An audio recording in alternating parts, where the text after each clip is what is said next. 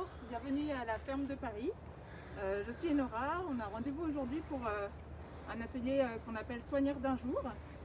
Donc juste pour me présenter un petit peu, je suis conseillère environnement à la ferme de Paris. En fait, je fais partie du pôle pédagogique. On est une équipe qui développons les activités d'accueil à la ferme. Parce que pour ceux qui ne le savent pas, à la ferme, on a une vocation qui est uniquement pédagogique. On fait de l'accueil, ça remonte en 1989 quand la municipalité, en fait la ville de Paris, a choisi de rapprocher les Parisiens de la terre et donc a fait de cette ferme un espace d'accueil. On a 5 hectares et ici en fait on montre les animaux et les cultures au public.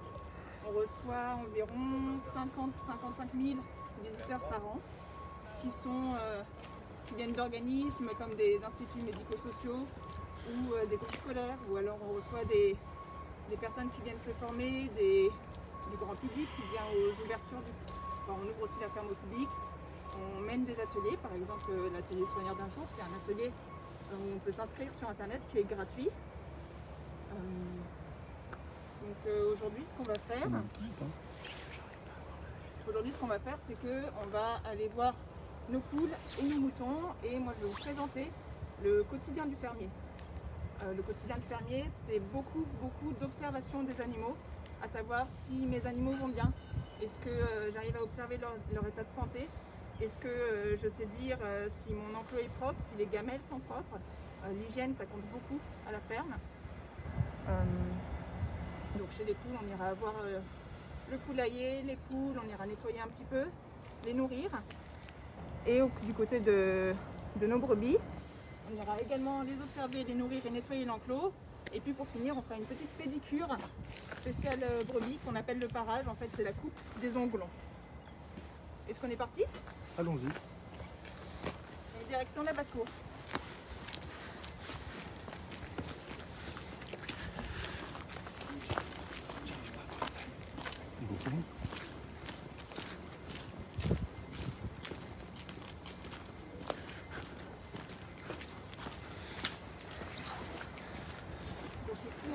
Devant les espaces cultivés qui sont les prairies. On en voit 3, une à gauche et une brebis. Celle-là, celle qui est devant moi, c'est une prairie qui est actuellement au repos. C'est-à-dire que pendant plus d'1 an, il n'y a aucun animal qui vient pâturer ici, ça repose la terre. Et là, on a la prairie des chèvres. Les chèvres feront l'objet d'un autre épisode, Soigneur d'un jour, au mois de décembre.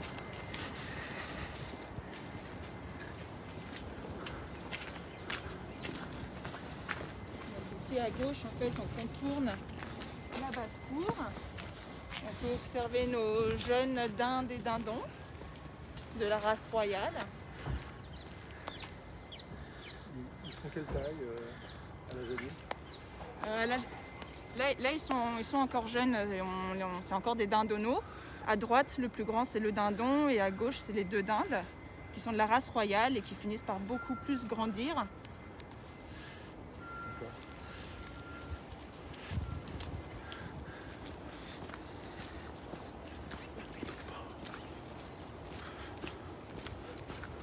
à gauche, c'est l'enclos des canards, on les voit dans la mare. On a un canard et 2 canes.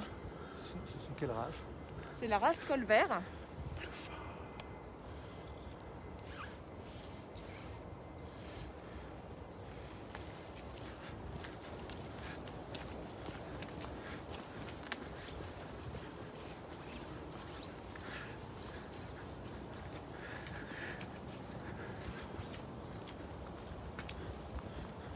Et ici, on a l'enclos des lapins. Donc, le lapin roux ici, c'est un lapin fauve de Bourgogne. Et un peu plus loin, on peut observer un lapin gris, qui est la race argentée de Champagne. Évidemment aussi là, à l'angle. Et vous avez combien de lapins à la ferme? On en a une dizaine. On a des lapines et puis 3 mâles.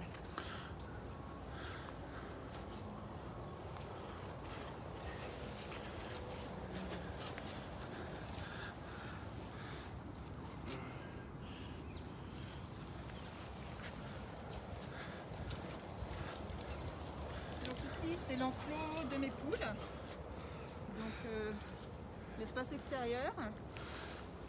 Et puis le poulailler. Il est où le poulailler? Il est là. Le poulailler est là. Donc là on va rentrer dans l'enclos tous ensemble. Et qu'est-ce qu'on va faire dans l'enclos? Donc comme je disais, en fait le quotidien du fermier c'est beaucoup d'observations. C'est un mécanisme qui est vraiment censé devenir automatique toute la journée, à faire des allers-retours et observer les animaux en groupe et individuellement. Donc là on va aller les observer dans leur habitat à l'extérieur. Et une fois qu'on aura vu si mes poules vont bien, là, on ira dans le poulailler pour voir si la paille est propre, les gamelles sont propres, est-ce que les gamelles sont remplies d'eau fraîche et d'alimentation. Donc on rentre, et puis vous pouvez vous installer au fond. Attends, je vais rentrer ma brosse.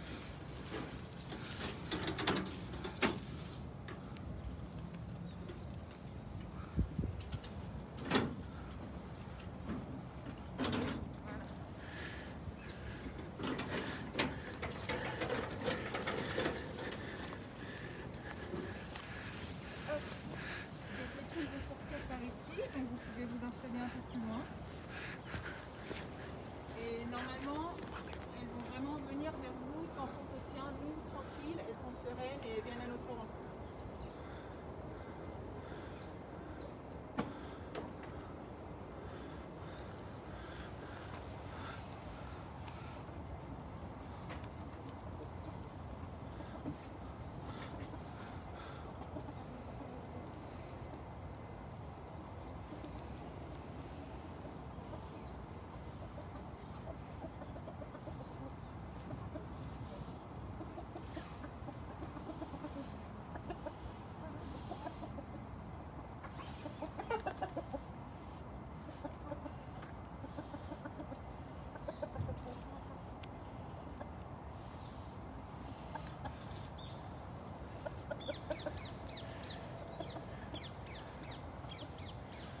Nora, je constate qu'il y a un filet. Oui.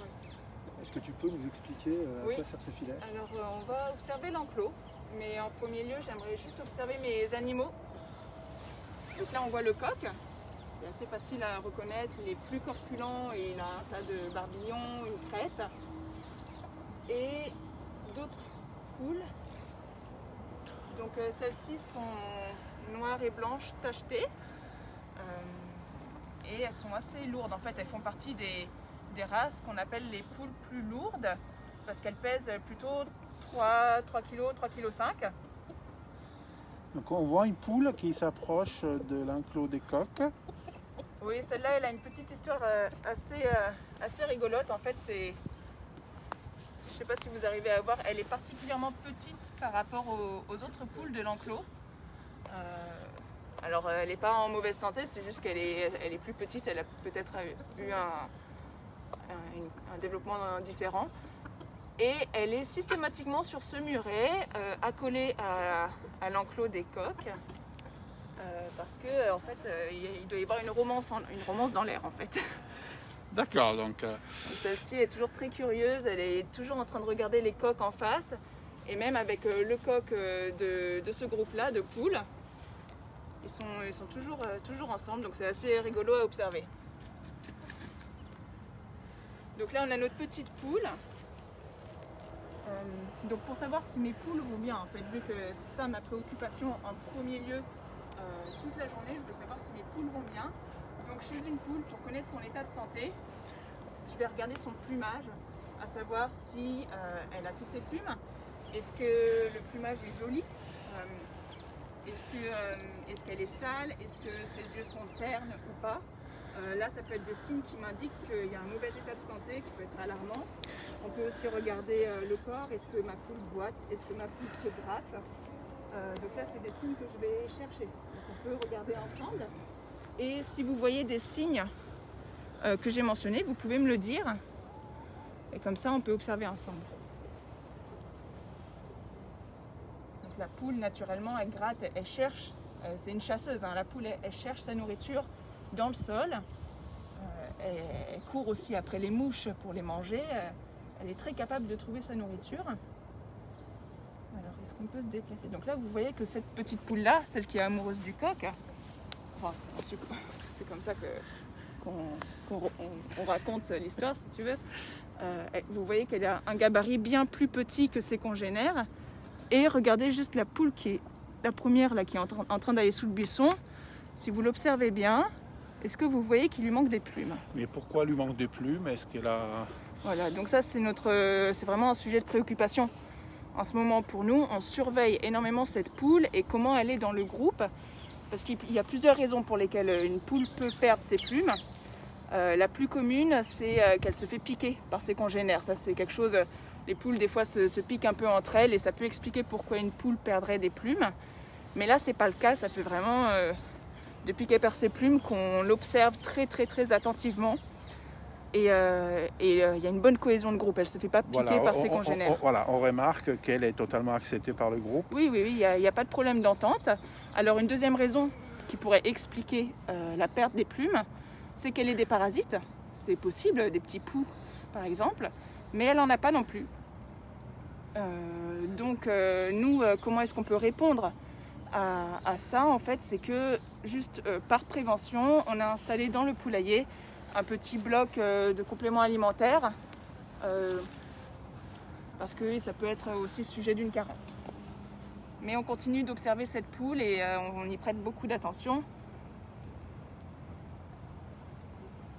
Donc après les avoir observés, quels sont les autres gestes qu'on fait? Alors moi je peux aussi vous présenter un petit peu l'enclos. Alors, vous voyez qu'il est très très végétalisé. Ici on a un arbre à kiwi, des framboisiers, on a des vignes, ici contre le grillage. Plus loin on a des groseilliers. Et partout vous voyez des bâtons blancs. C'est qu'on va accueillir d'autres arbustes fruitiers, des groseilliers, des cassis, des groseilles. Donc on végétalise l'enclos. Là c'est aussi pour apporter du bien-être à nos animaux. Soit parce qu'on va attirer des insectes et du coup ils vont avoir plus l'occasion de chasser leur nourriture. Soit ça peut être un refuge pour faire la sieste, ou s'il pleut et qu'elles souhaitent rester dehors, elles peuvent aussi se protéger sous les feuillages. Et bien sûr en été elles se protègent de la chaleur. Donc tout est conçu pour le bien-être de la poule en fait. Ça. Et par contre on a aussi du public qui circule beaucoup à la ferme. Donc eux parfois peuvent trouver qu'on ne voit pas assez les poules. Mais nous, c'est parce que notre priorité, c'est de protéger nos animaux de la pluie, du soleil, de la chaleur et de les laisser libres d'évoluer dans leurs espaces. Si on continue d'observer un petit peu l'environnement, tout à l'heure, Carlos, tu as mentionné le filet. Oui. Donc, à ton avis, à quoi est-ce qu'il sert mon filet? Premièrement, peut-être pour éviter que les poules fassent un saut et s'échappent du poulailler. Il y a des poules qui volent. Celle-là, je dis, elle pèse un peu plus de 3 kg. C'est pas super aérodynamique. Peut-être pour les protéger aussi, pour éviter que d'autres animaux viennent manger. Voilà, en fait, donc celles-là, elles peuvent faire des bonds, mais elles ne vont pas s'envoler, elles ne sont pas capables. Par contre, on est dans le bois de Vincennes. Il y a des faucons cresserelles, des corneilles, des pigeons. Il y a plein de volatiles qui sont des prédateurs, parfois, pour nos poules, ou qui peuvent être source de transmission de maladies. Donc le filet, il sert à ça. Et une autre source de protection, ça va être le grillage. Mais pas que le grillage, en fait, le muret a son importance, le muret qui encadre toute notre basse-cour. Parce que là, il n'est pas très haut comme ça, mais en fait, il est profond de 40 cm. Ça, c'est très très important quand on a des poules, c'est de les protéger de tous les prédateurs ailés et les prédateurs terrestres, les fouines, les renards, ou même les chiens sauvages, qui vont avoir envie de creuser pour s'introduire dans l'enclos. Et là, en fait, le fait que le muret soit si profond, ça les dissuade.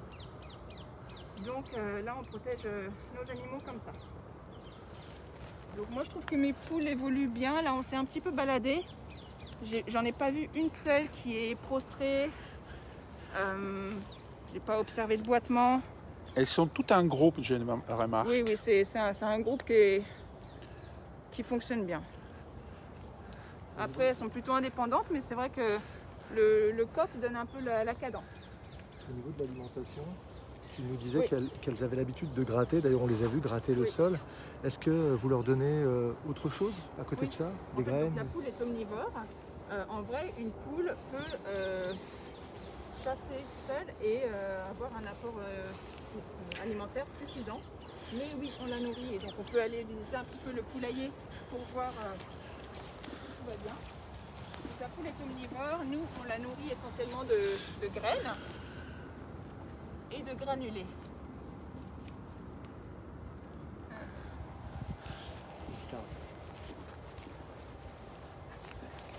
Donc là c'est mon poulailler. Est-ce qu'on peut rentrer sans... Vous pouvez rentrer, il n'y a personne. Est-ce qu'on ne va pas apporter des... Non. Donc là tout à l'heure je parlais de l'apport du complément alimentaire au cas où il y a une carence chez une des poules. Donc ça s'appelle un bloc anti-piquage, parce qu'en général quand la poule perd ses plumes, c'est que soit elle est piquée, soit elle a une carence. Donc c'est un bloc en sels minéraux si vous voulez. Donc voilà, ça c'est notre petit bloc ici, elle mange ça. Et donc là j'ai mon abreuvoir et mon distributeur de graines. Je vais vous montrer comment le distributeur de graines fonctionne. Donc il y a une forme de siphon, c'est assez pratique pour la nourriture. Donc là vous voyez que les poules ont difficilement accès à la nourriture parce qu'elle est plutôt basse. Là vous voyez, ça fait, à mon avis, il faut que pour picorer ça, il faut qu'elle fasse rentrer sa tête en entier. Donc je vais rajouter des graines. Et en fait mes graines elles sont là. Donc comment fonctionne ce distributeur de graines? On va l'ouvrir. Ah, ça se passe là. J'enlève la goupille. Hop, j'enlève mon couvert. Et donc là, vous voyez la nourriture de mes poules. Alors, qu'est-ce qu'on a au juste? On a du maïs, ça c'est facile à reconnaître. On a pas mal de graines. Alors, ça peut être des graines de blé, d'épeautre, de triticale. Donc là, c'est ce qu'on y trouve.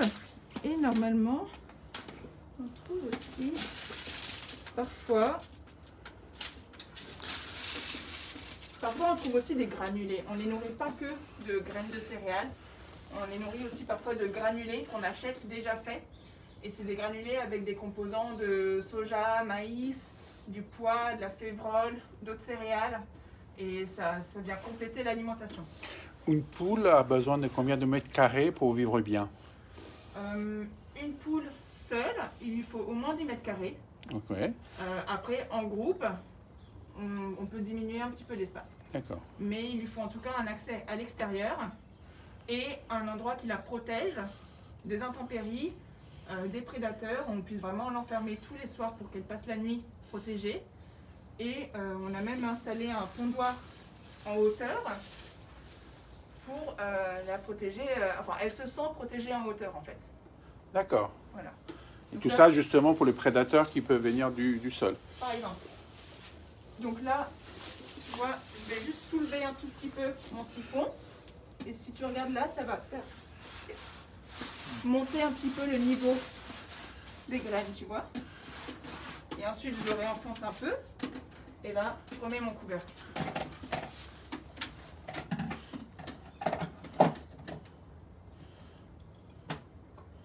Hop.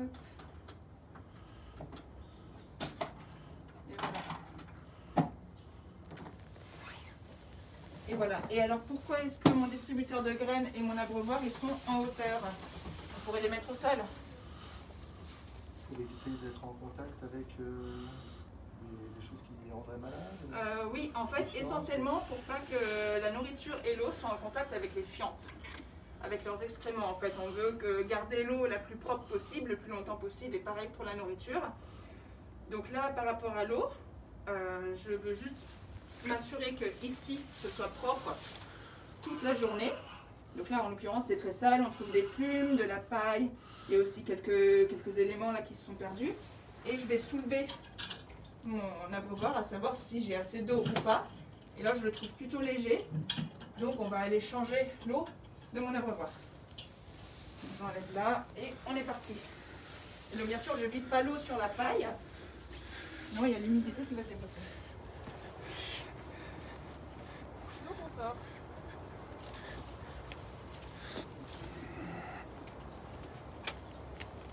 On ne peut pas sortir les poules bien sûr. On va aller par là.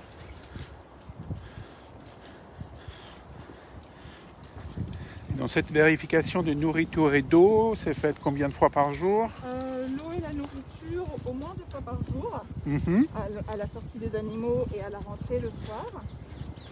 Mais nous, toute la journée, on tourne d'enclos en enclos à observer nos animaux et à observer les enclos aussi. Donc là, ça comprend la propreté des enclos et l'alimentation. Donc, je vais vider mon eau.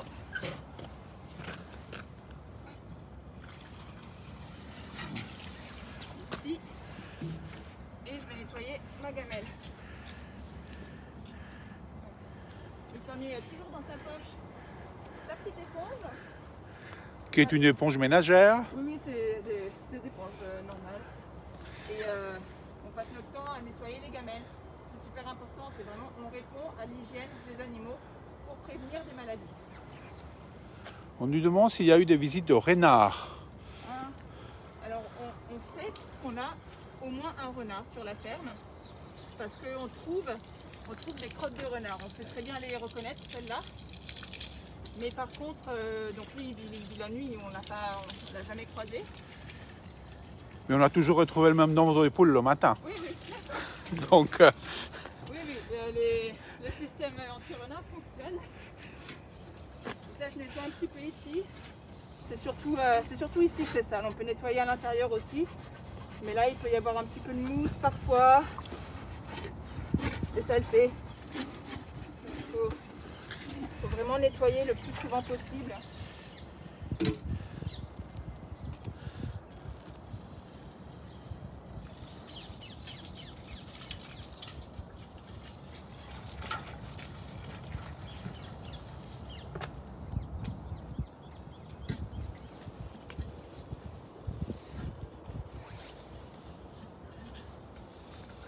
C'est un peu comme nous, on boit dans de la vaisselle propre. On mange dans de la vaisselle propre, c'est de la même importance pour les animaux.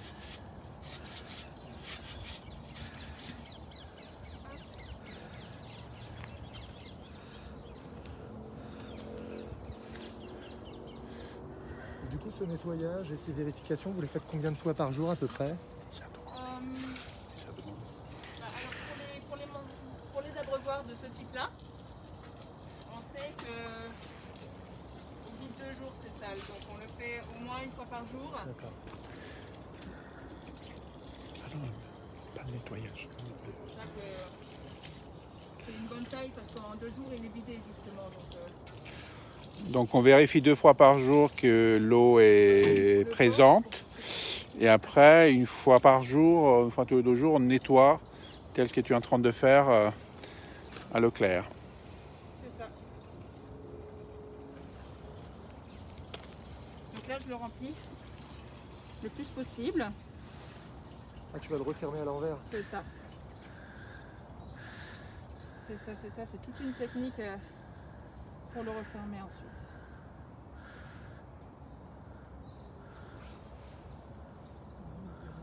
Les lapins qui nous observent un petit peu en même temps. Donc chez les lapins, l'arbre qui a les feuilles jaunes, c'est un néflier. C'est l'arbre qui produit les nèfles. Et en fait, les nèfles sont des petits fruits qui ont un goût un peu de compote de pommes si vous voulez. On peut manger jusqu'en décembre en fait. L'arbre produit des fruits jusqu'au mois de décembre. Oh. Alors. C'était le contraire. C'était le contraire.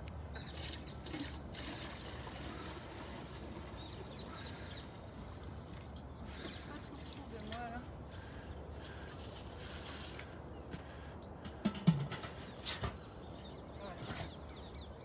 J'ai confondu avec nos autres abreuvoirs. Quand on les retourne. Voilà, donc là en fait il s'est rempli parce que quand on le bouge là, on a des ouvertures qui permettent à l'eau de couler. Et là comme ça on le coince. Donc plus la poule boit, plus l'eau continue de couler. Et moi je peux le porter comme ça sans que ça se dépasse. Hop.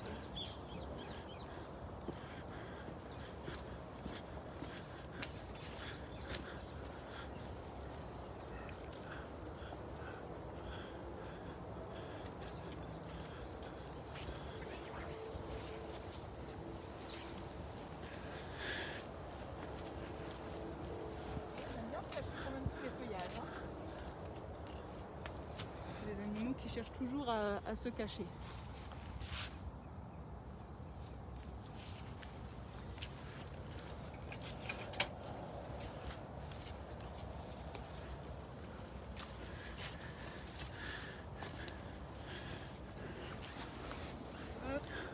Donc on rappelle que la ferme de Paris a un but pédagogique. Bien sûr. Bah, d'ailleurs, uniquement une vocation pédagogique. On fait beaucoup d'accueil. Soit des accueils parce qu'il y a des groupes qui portent des projets et qui souhaitent bénéficier d'accueil à la ferme. Soit on accueille le grand public. Donc soit sur nos horaires d'ouverture, soit à l'occasion d'activités qu'on mène. J'imagine beaucoup d'enfants. Beaucoup d'enfants, mais il y a aussi beaucoup de personnes adultes qui souhaitent se rapprocher un petit peu du monde de la ferme, se reconnecter à leur alimentation, parler d'agriculture, parler aussi d'écologie en agriculture, ou qui veulent réapprendre à jardiner, qui veulent mieux se nourrir, mieux connaître les filières d'alimentation. On a des génisses, on a des poules. C'est super important de reparler d'alimentation. Est-ce que vous recevez des écoles? On reçoit beaucoup d'écoles. En fait, quand on est ouvert au public, les week-ends ou les vacances scolaires, c'est que le reste du temps, on reçoit beaucoup d'écoles. Alors ça va des écoles maternelles jusqu'au collège ou au lycée. Et on reçoit aussi des personnes qui viennent se former à la ferme. Soit parce que nous, on donne des formations sur les poulaillers, sur l'alimentation, ou parce qu'on a des personnes qui viennent donner des formations à la ferme et mettre en pratique leur formation à la ferme. Et ces formations adultes sont accessibles à tout le monde? Oui, alors il faut passer par l'organisme qui donne la formation. D'accord. Mais nous, les formations qu'on donne, on les propose en général à des organismes demandeurs. D'accord. Mais les particuliers peuvent contacter ces organismes. Ça marche plutôt dans Ok, donc on ne peut pas contacter la ferme pour venir se former, on peut contacter la ferme pour venir visiter. D'accord, mais le cas échéant, vous redirigez vers le bon organisme. Oui, tout à fait. Super. Je voulais vous montrer autre chose. Donc, le nettoyage de mon enclos. Au sol, on a la paille qui est un peu mélangée à la nourriture ou aux excréments des animaux. On voit toujours la petite poule qui suit le coq. Oui, c'est une vraie histoire. C'est une vraie histoire, là. Hein. Super. Et donc, ma litière, il faut qu'elle soit toujours le plus propre possible. Donc, nous, à la ferme, on fait des curages dès que l'enclos se salit un petit peu. Un curage, c'est quand on change la paille. On met de la paille propre pour remplacer la paille sale.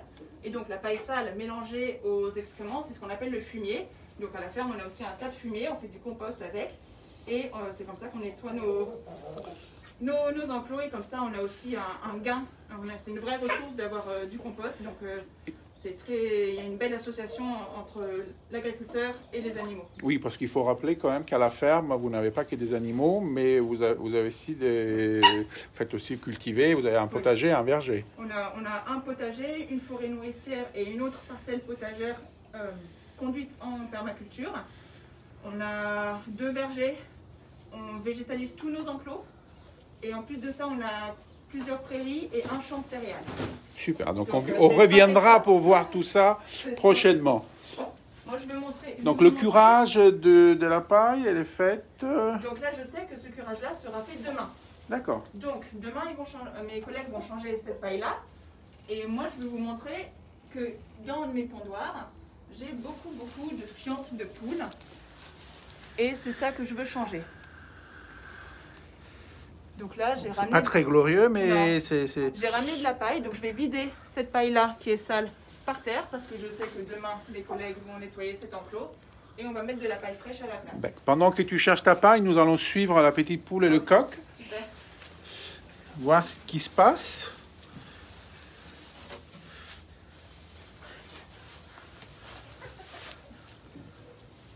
Et Laura, Oui. Tes poules, en une journée, elles donnent combien d'œufs à peu près? Vous récoltez combien? Celle-là, ce groupe-là, c'est un groupe de jeunes poules. La plupart ont 8 mois. Donc elles viennent juste de commencer à pondre.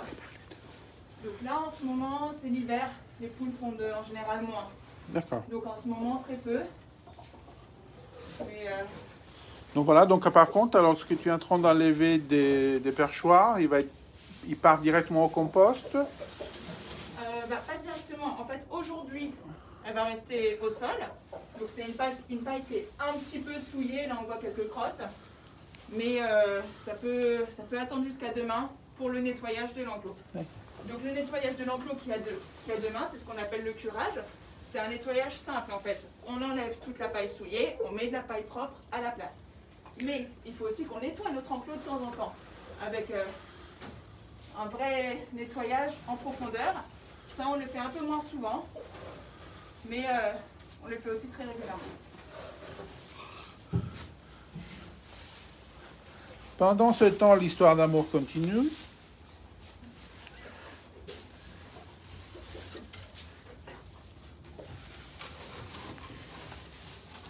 Et bon, on va leur laisser quand même un peu d'intimité. Hein. Mais c'est vrai qu'ils sont assez collés, hein, ces deux-là.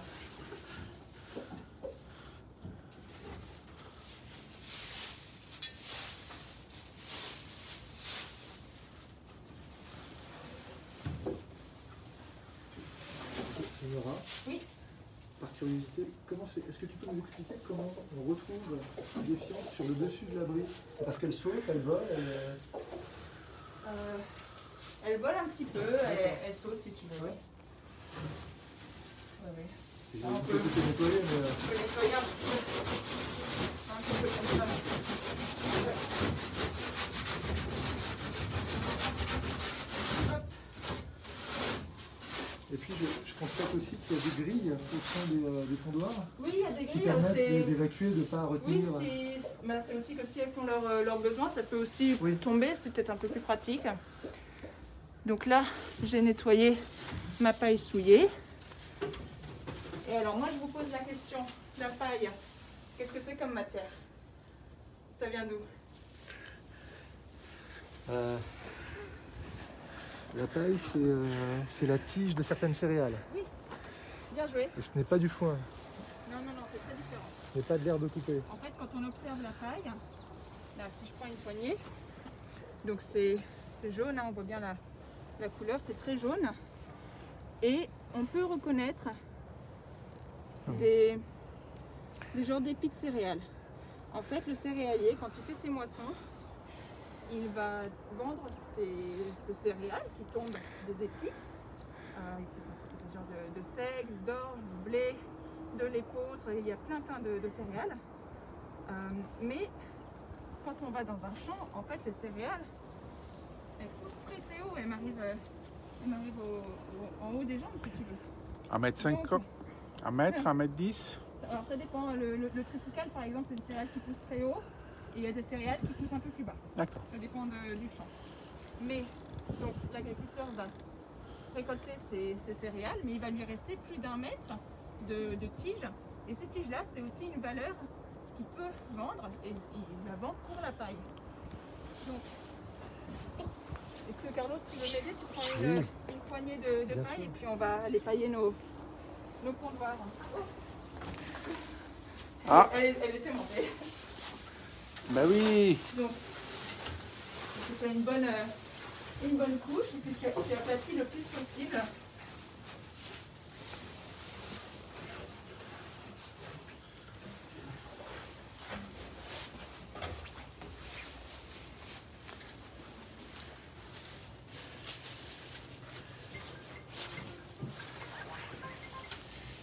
Hop. Donc ça c'est pas mal.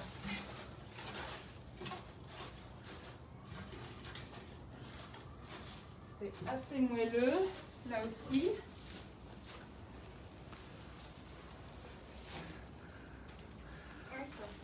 Et le dernier espace. On met quoi? Une couche d'une dizaine de Oui, centimètres? une bonne poignée. Une bonne poignée. Après, ça fait pas 10 cm, ça doit faire plutôt un peu plus de 5. D'accord. Mais voilà, c'est assez moelleux. Elles n'ont pas pied sur le grillage, elles ont pied sur la paille.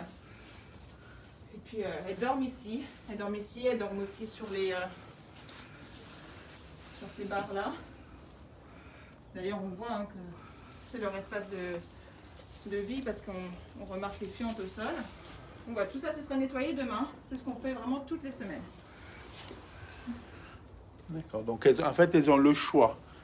Oui, Est-ce qu'on constate qu'il y a certains poules qui préfèrent le perchoir, d'autres? Oui, elles ont chacune leur préférence. Bon, après, dans le pondoir, en général, elles viennent dormir et pondre. Ouais. Mais par contre, elles ne dorment jamais au sol. En fait, une poule ne se sent pas en sécurité au sol. Ça, c'est son instinct qui lui parle. Elle a un statut de proie. C'est une histoire de survie. Oui, ça, c'est dans les gènes. C'est pour ça que le renard qui passe par là... Bon, le renard, il se trouve face à un enclos qui est fermé de toute façon. Voilà. Et puis, je voulais vous proposer de participer un tout petit peu au nourrissage et attirer les poules à nous. On peut aller s'installer sur le On niveau. remarque que ces graines sont différentes de celles qu'ils ont dans l'enclos. C'est pas les mêmes en fait. Donc, mettez-vous ici si vous voulez. On peut venir aussi. Bien là comme ça, elles vont venir vers nous. Donc ici, c'est pas les mêmes graines que dans l'enclos. Tu peux regarder un petit peu. Ah, Tiens, donne-lui une poignée. Donc, tout à l'heure, on avait du maïs et du blé. Là, on a plus de variétés de graines. Il y a des petites graines vertes et grises. Il y a des longues graines comme ça c'est l'avoine. Celle-ci, ici, c'est de l'épeautre. En vert, c'est le pois, facile à reconnaître. En tout petit, c'est soit le blé, soit... je ne sais plus exactement. Et voilà, on a une variété de céréales. Et donc, elles viennent picorer dans notre main.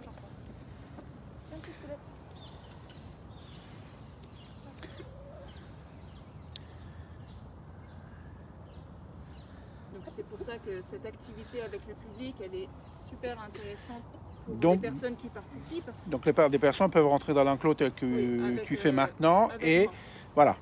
En fait, toujours, bien sûr, accompagné. C'est une activité qui est très participative. Aujourd'hui, ce n'est pas le cas parce qu'on est reconfiné et on ne peut plus accueillir de public à la ferme.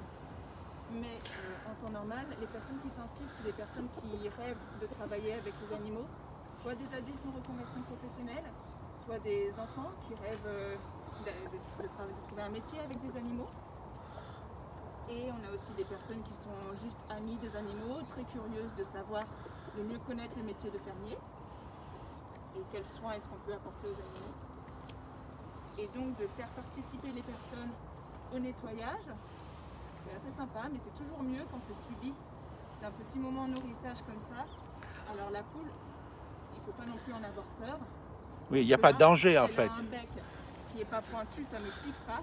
Par contre, en attrapant les graines, elle me pince tout doucement. Il ne faut pas non plus être trop impressionné. Il faut juste le savoir. Oui.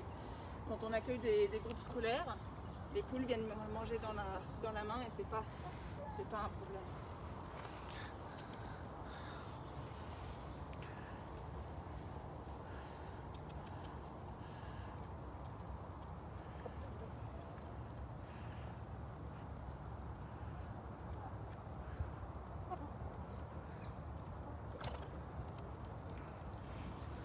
Est-ce que les céréales qu'on leur donne sont des céréales qui sont cultivées à la Ah oui, tiens, je voulais vous demander, donc je vous ai dit tout à l'heure qu'on avait un champ de céréales à la ferme. Donc on le cultive, mais pas que ce champ-là. En fait, dans le bois de Vincennes, il y a aussi tout un espace qui est dédié à la culture de céréales. Et c'est souvent l'allée royale du bois de Vincennes qui est moissonnée au mois de juillet avec le public. Et donc là, ce sont en l'occurrence les céréales du bois de Vincennes qu'on a récupérées à la ferme pour l'alimentation de nos animaux. Donc c'est des circuits très locaux. C'est toujours les mêmes qui mangent. Ah, toi tu nourris le coq. Oui, il y a le coq et la poule qui est à ma droite. Effectivement, je confirme que ça ne passe pas trop. Non, ça pince pas trop. C'est... On sent le bec contre notre peau, mais c'est sans gêne. Hop. Hop, voilà. Et la petite poule petite là qui continue à faire sa vie tout le temps un peu plus indépendante que les autres. Celle-là. Oui, elle est très dynamique. C'est peut-être pour ça qu'elle est plus mince. Oui, ou peut-être qu'elle est sortie un peu plus tardivement de son œuf. Donc voilà. Donc on a ici on a un coq pour un poulailler. Oui. Donc est-ce que ça peut poser des problèmes? Non, Est-ce en que... général, il faut un coq pour au moins 6 poules. Si on veut avoir un coq, il faut vraiment avoir plusieurs poules, sinon il peut y avoir un déséquilibre au sein du groupe. D'accord, donc des conflits entre coqs en fait. Entre coqs et même un coq pour 2 poules, ça vaut peut-être pas le coup, autant acheter des poules plutôt que des poussins, je sais pas. Donc d'accord, un coq pour 5 à 6 poules. Oui, environ. Et d'ailleurs, si vous avez d'autres questions sur les poules et le bien-être de mes poules, comment j'entretiens mon poulailler, on peut vous donner rendez-vous mercredi prochain à 18h si vous allez sur le site des acteurs du Paris durable. En fait, on travaille avec eux, c'est aussi un équipement de la ville. Et ma collègue va vous présenter comment s'occuper des poules et comment est-ce qu'elles peuvent participer à la réduction de nos déchets. Ça, c'est une vraie question qu'on se pose surtout en ville. Et elle peut vous expliquer comment entretenir son poulailler, à quel point c'est facile d'avoir des poules, mais les conditions que ça implique. Donc rendez-vous mercredi prochain, on sera le 25 novembre 2020 à 18h et ce sera aussi une petite conférence en ligne. Merci. Et on rappelle que sur notre site, sur notre Facebook, nous avons une vidéo très exhaustive qui vous montre comment entretenir le poulailler. Donc là, on n'a pas pu enlever la paille, ni nettoyer parce que ça se fait demain. Mais il y a une vidéo qui a été réalisée justement, je crois, ici, à la ferme, pour entretenir son poulailler. Donc rendez-vous sur le Végétalisons Paris, la page Facebook de Végétalisons Paris pour cette vidéo. On nous demande quels sont les aliments qu'il ne faut surtout pas donner dans son élevage de poules.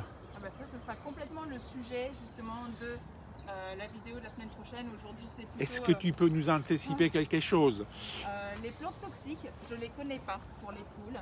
Par contre, nous à la ferme, on fonctionne, on suit le cahier des charges agriculture biologique. Donc en fait, on ne va pas traiter nos animaux avec des antibiotiques s'il n'y a pas besoin.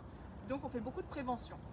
Et pour faire de la prévention, on les nourrit avec des compléments alimentaires à base de thym, d'ail, de moutarde, du lin, qui sont des apports soit en oligo-éléments, soit en l'ail et le thym ont des vertus antiseptiques, donc ça c'est super intéressant de leur apporter dans leur alimentation. Mais les plantes toxiques, je ne les connais pas.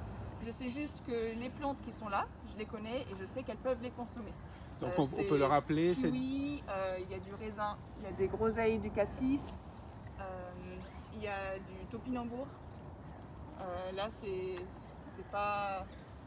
plutôt conseillé d'avoir ça dans un poulailler, comme ça les poules peuvent profiter des petits fruits ou des racines. Donc pour en savoir beaucoup plus, donc rendez-vous mercredi 25 à 18h. Là, on donnera tous les détails sur l'alimentation, l'hygiène des poules et puis comment les nourrir avec nos déchets. Donc sur le site des acteurs du Paris durable. Oui. Super. Okay. On continue. On continue notre atelier.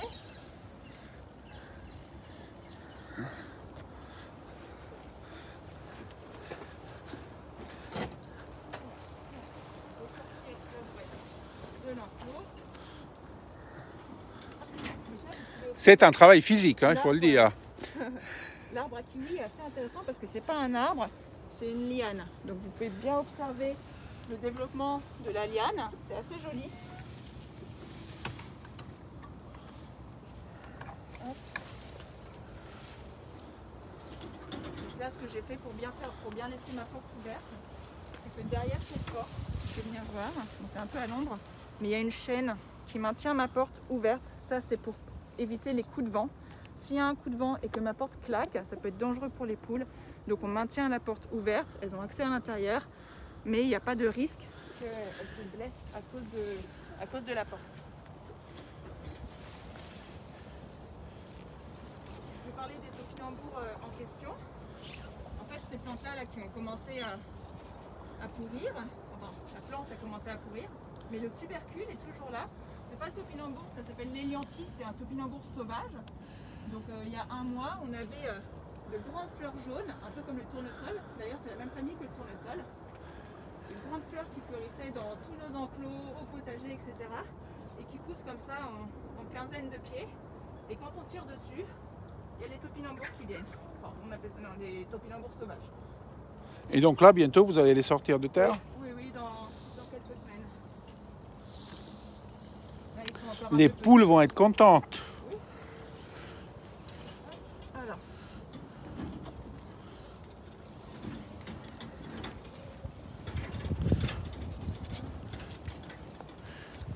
Donc moi, je vais laisser ma boîte ici. Mais je laisse pas mon four sorti parce que les pigeons et les corneilles vont s'en donner à cœur joie. Ah bah oui. Donc on dit au revoir à nos poules. Les voilà. Donc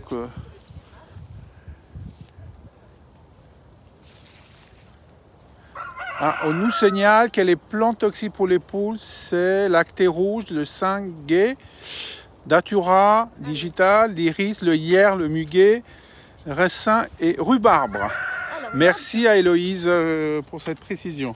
super, merci. Donc là, on passe devant un grand champ et on voit... Alors là, c'est pas un champ, c'est une prairie. Le champ, Oui, il est cultivé pardon. plutôt de grandes cultures. Ça va être des betteraves, des pommes de terre, des céréales. Là, on a la prairie de nos 2 génisses.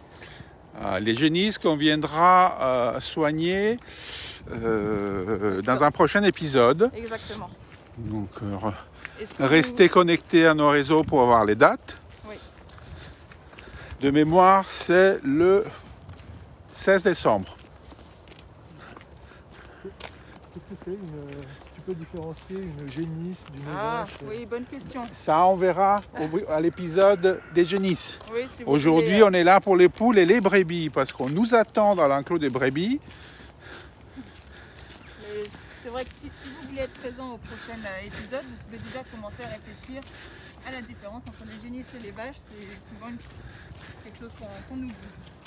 Donc on repasse devant notre prairie de chèvres. Là, c'est la chèvre défaussée. Une race qui est assez méconnue. Et qu'est-ce qu'elle a différencié des autres races? Elle est assez peu laitière. C'est une race que les éleveurs de France portent à la conservation de race parce qu'elle est tellement peu laitière qu'elle est peu, on la trouve peu en élevage et du coup il y a quelques années elle était même en voie de disparition. Donc on fait même de la préservation ici à la ferme.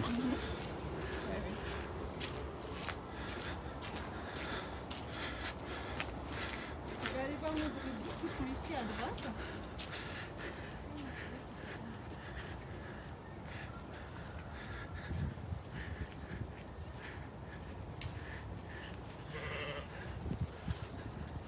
Ah, elle nous accueille. On nous appelle un petit peu parce que c'est l'heure du petit déjeuner. Ah, petit déjeuner à cette heure-ci.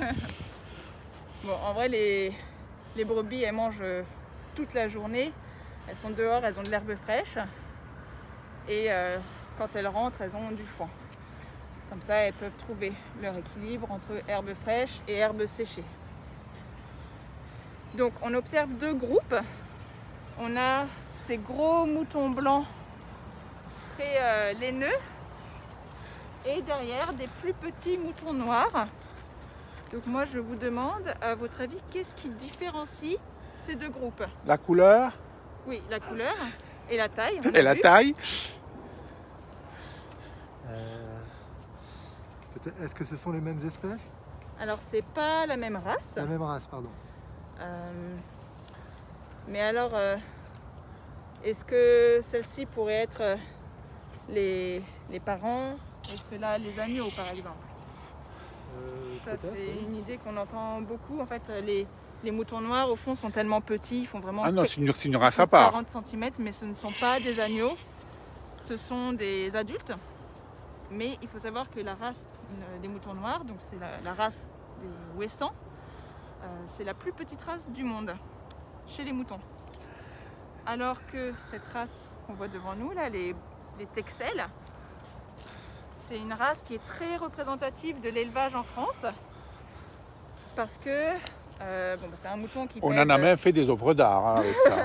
C'est un mouton qui pèse plus de 80 kg et qui est intéressant en élevage parce qu'il a une viande de qualité. Alors que les brebis ouessants, qui sont au fond, on trouve une autre utilité à cette brebis-là, Est-ce que vous devinez laquelle? Une fourrure particulière Alors, on ne parle pas de fourrure, on va parler de laine de laine. ou de toison. Justement, la laine, quand est-ce qu'on tond les moutons, les brebis? Oui, alors le quotidien du fermier avec les moutons, c'est forcément 1 à 2 fois par an, une tonte. Donc nous, on la rend publique au mois d'avril en général. Au printemps, on fait la tonte avec le public. Donc tu nous invites pour assister à la tonte en avril? On fait venir des prestataires qui nous tondent nos moutons. Et c'est Le rendez-vous est pris alors. Oui, oui, avec plaisir. Et c'est super important de tondre les moutons parce que sinon en été, ils ont vraiment trop chaud. Le mouton, à l'état sauvage, donc il existe des moutons sauvages comme le mouflon, ils savent se débarrasser de leur laine. Et en fait, ils se grattent tellement contre les parois ou contre les arbres qu'ils arrivent à réguler la quantité de laine qu'ils produisent. Mais nous, on a besoin de les protéger de la chaleur, donc on les tond nous-mêmes. Et ce qui est assez intéressant sur la laine, vous pourrez toucher tout à l'heure, mais quand on touche la laine, on se retrouve avec une sorte de couche de gras sur les doigts. Et en fait, cette couche de gras, ça s'appelle le suin. Ça s'écrit S-U-I-N. En fait, le suin du mouton, c'est un peu l'équivalent de notre sébum à nous. C'est du gras qui sort de notre peau. Et en fait, chez le mouton, c'est ce suin-là qui rend la laine imperméable. Voilà, donc il a une fonction de protection de l'animal. Exactement, les moutons ne sont pas dérangés par la pluie parce que leur laine est imperméable. En revanche, grâce au soin. En revanche, les sols gadouilleux vont abîmer leurs pieds. Donc c'est quand même limité comme protection. Mais oui, la laine les protège de la pluie. Et d'ailleurs, en parlant de cette laine, les moutons ouessants, alors vous connaissez peut-être le mot ouessant parce qu'en Bretagne, il y a une île qui s'appelle l'île Ouessant. Et c'est un mouton qui est originaire de cette île-là. C'était une race endémique. Et les navigateurs qui passaient en Bretagne allaient tondre ces moutons pour récupérer la laine et s'en faire des pulls. Donc en fait, les navigateurs bretons portaient des laines noires de cette couleur-là. Et en fait, la laine n'était pas lavée et vraiment pas travaillée parce qu'à l'état pur, elle est super imperméable et en plus, elle tient chaud. Donc pour la petite histoire... Elle sent fort, mais elle tient chaud. Oui, oui, c'est sûr, ça sent fort. Donc on va y aller, Qu'est-ce qu'on va faire maintenant? On va y aller, mais en premier lieu, si on ne trouve pas les moutons ouessants en élevage, c'est pourquoi en fait? Parce qu'on les trouve beaucoup, mais pas en élevage. Alors, quelle est leur utilité? Alors, ils sont petits, donc ils donnent peu de viande. Oui. Et peut-être qu'au niveau de la production de lait, peut-être? Non, pas le lait non plus. En fait, ils sont super intéressants parce qu'ils sont une alternative à l'usage des machines pour tondre la pelouse. Donc, en fait, on parle d'éco-pâturage. L'éco-pâturage, c'est une alternative à la tondeuse pour 2 raisons. Donc c'est des tondeuses. Donc oui, ce sont des tondeuses, mais en plus de ça, d'avoir des moutons qui entretiennent les espaces naturels, ça permet aussi d'éviter les déserrements chimiques. Donc c'est aussi écologique dans ce sens-là. Et en plus, si on n'a pas de tonte d'herbe, on limite nos déchets organiques. Et en plus de ça, ils vont venir fertiliser nos pelouses.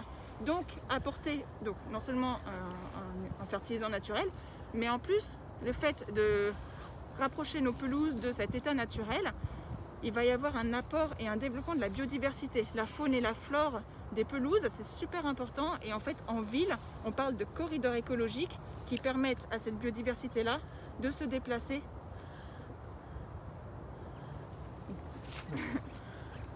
Donc voilà pourquoi les moutons ouessants sont intéressants. Donc en ville, on les trouve beaucoup. À Paris, par exemple, donc on a ceux-là qui sont 4 brebis, donc des femelles qu'on trouve à la ferme. Mais on a quand même d'autres moutons à nous, en dehors à Paris. On en a au Parc des Archives, dans le 19e arrondissement, qui entretiennent un parc en friche. On en a dans le bois de Vincennes aussi, en éco-pâturage. Et sur nos 3 fermes urbaines. On a 3 fermes urbaines aussi. Alors est-ce que quelqu'un nous demande si elles ne sont pas trop dérangées du fait que l'herbe est beaucoup moins salée à Paris qu'en Bretagne? Non. Oui, c'est marrant à soulever. De toute façon, ceux-là, ils sont nés ici. Oui. Donc, ils n'ont jamais connu les prairies salées de Bretagne. Non. Et d'ailleurs, les brebis ouessants, donc là, je parle de brebis parce que ce sont toutes des femelles. Hein. Génériquement, on parle de moutons, mais à la ferme, on n'a que des femelles. Et la femelle du mouton, c'est la brebis. Mais ce brebis ouessant, on le trouve aussi beaucoup à la campagne. Alors, pas forcément en élevage, Mais les agriculteurs qui ont des arbres fruitiers, des vignes, des oliveraies, etc. s'associent beaucoup avec ce mouton parce qu'en fait il est tellement petit qu'il ne va pas venir manger le feuillage de ces arbres. Donc il va quand même désherber naturellement et fertiliser naturellement et donc l'arboriculteur va protéger ces arbres en même temps. Et c'est avec des brebis de Ouessant qu'on va faire du parage de Honglon. Oui, aujourd'hui on va faire du parage de Honglon, donc on va aller voir ça. Autrement dit de la pédicure. Oui, on va faire la pédicure des brebis aujourd'hui. Donc on va aller voir, on va aller les nourrir et vérifier les gamelles et après on ira leur couper les ongles. Très bien, c'est parti. Donc moi je vais aller à l'intérieur pour leur ouvrir les deux portes là. Vous voulez rester dehors? Oui, on t'attend ici.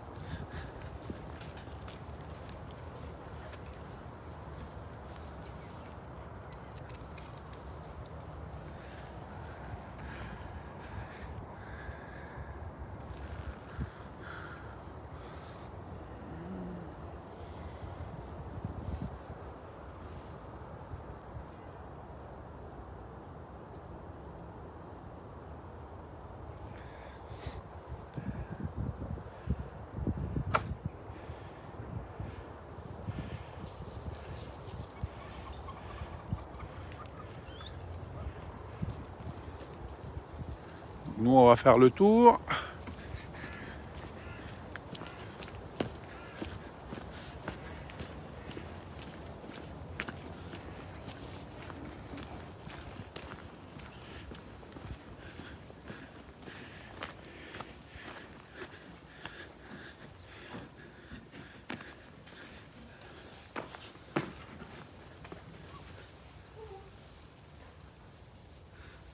Donc voilà nos brebis.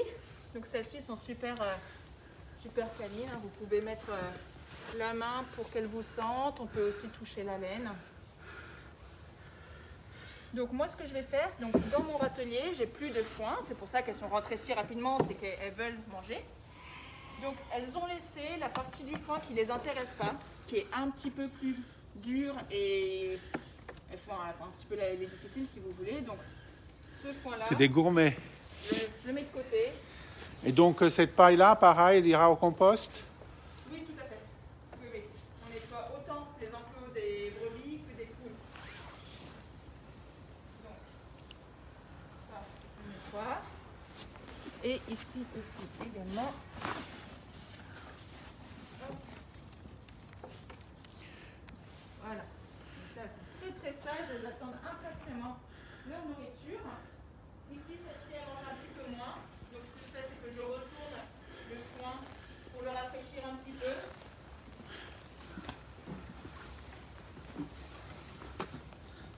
Et je prends aussi mon super petit outil. Très curieuse. Ah oui. En fait, on a quelques pigeons qui dorment ici la nuit. Donc je vais essayer d'enlever les fientes qui sont là ou ici. Pour éviter que ça tombe dans le foin ensuite. Hop. Donc avec une main. Oui, j'ai une petite spatule. J'enlève les fientes pour pas qu'elles tombent dans le râtelier.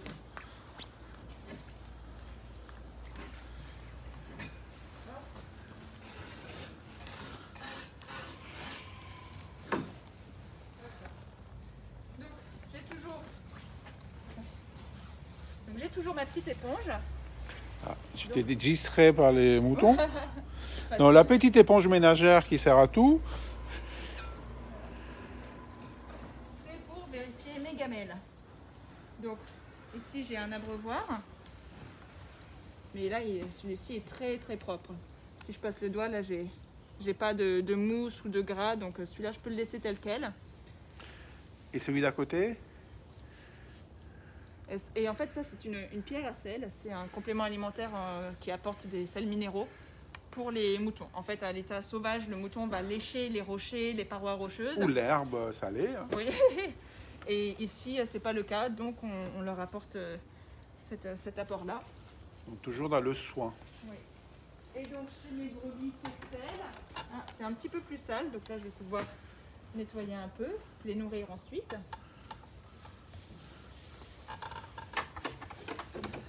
Donc vous voyez, là on trouve quelques débris de foin et de paille. Donc il y a ça. Attends, j'ai oublié mon seau. Je vais me donner On va te le passer. le seau du dessus. Parce qu'en fait, je ne veux pas mouiller ma paille en dessous. Donc là, je vais... Ah, elle est très curieuse. Ah, ah, ah. Hein? C'est un téléphone. Est-ce qu'elles ont des noms? Alors, elles ont des noms, mais en fait, elles sont assez difficiles à différencier. Donc, on ne les appelle pas par leur prénom, donc on ne les connaît pas vraiment. Mais on arrive à en reconnaître quelques-unes. Et puis, en plus de ça, sur toutes les fermes, on est censé identifier nos animaux, un peu comme on puce un animal domestique. Là, en l'occurrence... Pas les bagues? Oui, exactement. Ces animaux-là ont des boucles d'oreilles. Donc, les brebis C'est cette sont- bague jaune qu'on a vue sur les Et oreilles. les boucles, en fait.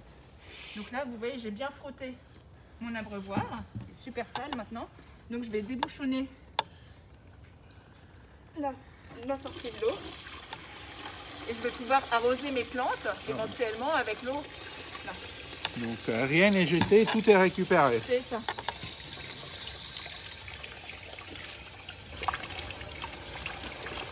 Ah, il y a un robinet à l'intérieur, c'est Oui, ça? c'est automatique.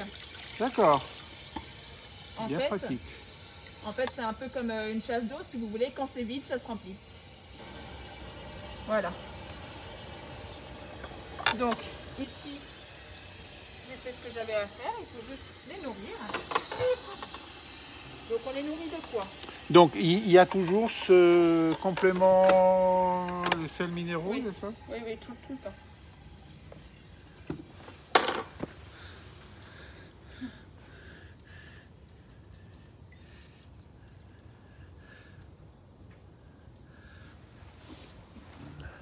Donc on voit qu'il y a des réserves de paille. Alors, ce que tu montres, c'est pas de la paille. Regarde. La paille est bien plus jaune et plus large, alors que là, dans ma main, tu vois, le foin, c'est un peu plus fenu, un peu plus fin et aussi plus vert. On reconnaît les graminées. Voilà.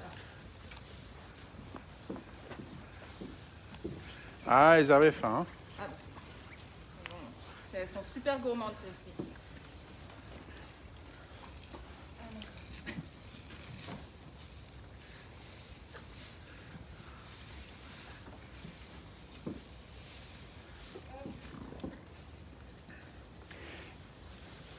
Donc elles sont nourries combien de fois par jour? Elles sont réapprovisionnées le soir si elles n'ont pas tout mangé. En hiver, elles ont le droit à plus de foin parce que l'herbe dehors pousse moins. Et en été, un petit peu moins. C'est une sorte de buffet en fait. C'est buffet à volonté.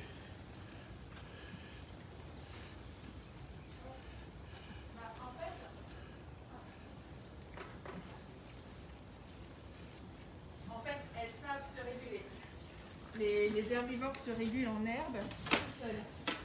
D'accord, donc il n'y a pas de risque pour connaissent- elles que Ouais, elles mangent connaissent trop, leur elles quantité. connaissent leur quantité. Oui, oui. Donc voilà, on a nos animaux qui mangent. Et ce qu'on fait, qu'on propose souvent au public, c'est de participer un petit peu au nourrissage. Donc ils m'aident à installer le foin, etc. Mais là, dans ma gamelle, j'ai des céréales en flocons, en fait. On a écrasé de l'orge, en fait, avec un genre de petit moulin.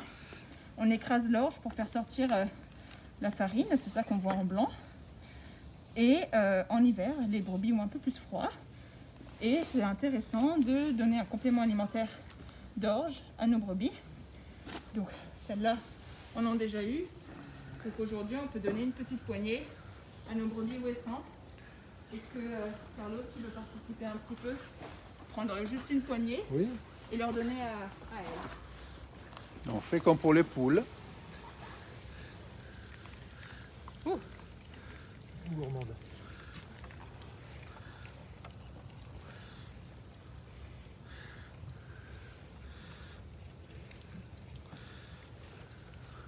Très gourmande.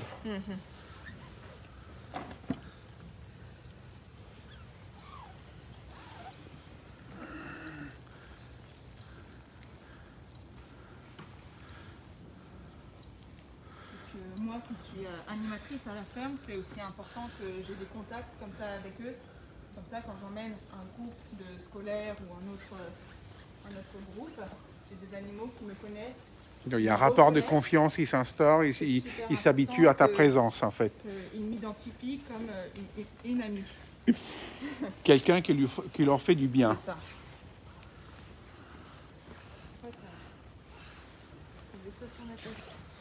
Donc voilà pour nos brebis, c'est propre. Les enclos seront nettoyés demain, donc je n'ai pas à m'inquiéter de ça. Elles mangent, l'eau est fraîche, elles ont accès à l'extérieur. Pour moi, c'est bon. Donc on va au... Il nous reste le clou final, la pédicure. Le parage des onglons. J'ai appris le terme aussi. C'est le parage des onglons. En fait, les brebis n'ont pas, on n'appelle pas leurs pieds un sabot. En fait, elles ont deux ongles, comme ça. Et les deux ongles forment ce qu'on appelle un onglon. Et en fait, un soin qu'il faut faire 1 à 2 fois par an chez les groupes de moutons, c'est en fait de leur couper les ongles qui poussent, parce que l'ongle va pousser comme ça en fait, un peu en forme de babouche. Et le fait que l'ongle pousse comme ça, les appuis de la brebis vont changer et vont pouvoir peut-être lui faire mal ou la déranger. Donc c'est super important de couper les ongles des moutons. Voilà. Donc on a préparé un enclos. Voilà, donc on a préparé l'enclos. En fait, ici, c'est pas le même groupe que les brebis qu'on vient de voir, même si c'est la même race. Celles-là, on les a rapatriées cette semaine d'un des parcs en éco-pâturage que nous avons dans le 19e arrondissement. Donc celles-ci ont un espace de 4000 m² à éco-pâturer toute l'année. Et en hiver, on les ramène à la ferme parce que c'est très humide dehors. Donc on les ramène à la ferme en hiver et au printemps, on les ramènera dans ce parc en extérieur. Donc là, elles sont à l'écart parce qu'on veut leur couper les ongles, les onglons, avant de les mettre en contact avec nos autres brebis, sinon elles sont difficiles à différencier. Donc est-ce qu'on peut observer leurs onglons ou pas? Là, ma collègue va pouvoir vous montrer, c'est elle qui va faire le parage. Donc le parage, c'est ça le terme technique pour expliquer la coupe des onglons. Elle sent qu'il y a quelque chose qui va se passer.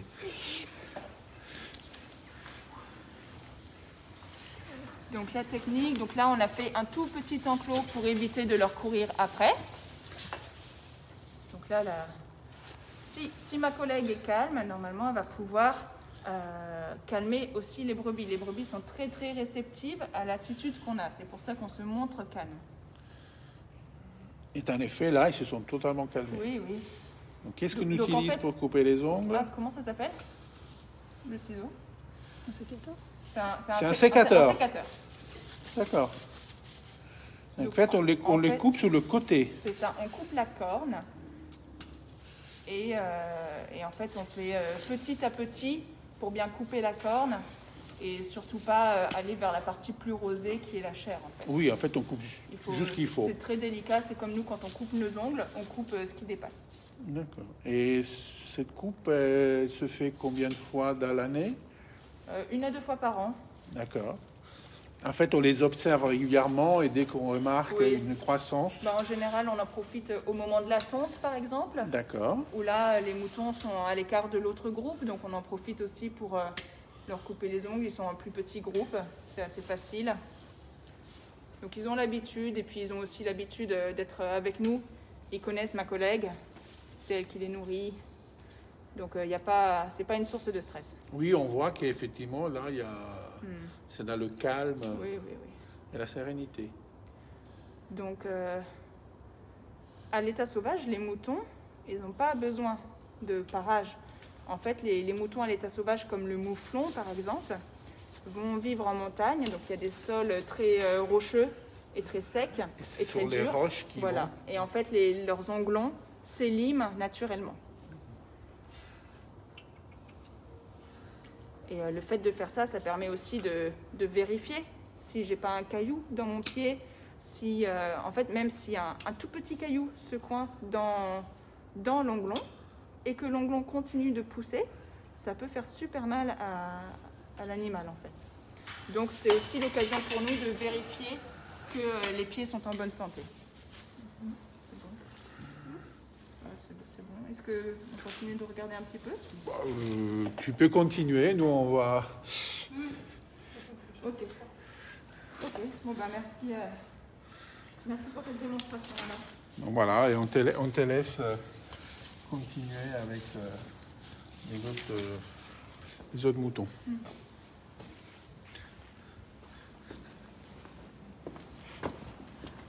Voilà, donc on a fini notre petit tour de ferme. En tout cas, on s'est assuré que nos poules et nos moutons allaient bien. J'espère que ça vous a plu. C'était la première fois qu'on faisait cette animation sous ce format. Un grand merci en tout cas, et nous on se donne rendez-vous dans 15 jours. Et on s'occupera de chèvres, dindons, de oies et des canards. Et d'ailleurs, si vous êtes intéressé pour suivre nos autres activités et celle-ci, on publie nos activités et on vous donne rendez-vous sur Facebook et aussi sur notre page internet. En fait, on est un site de Paris, donc notre site internet c'est lafermedeparis.paris.fr et dessus vous avez nos horaires et nos événements en ligne auxquels vous pouvez vous inscrire. Et tous ces événements sont publiés sur les pages de Que faire à Paris. Oui, c'est ça. Un grand merci et bonne journée et bonne continuation. Merci.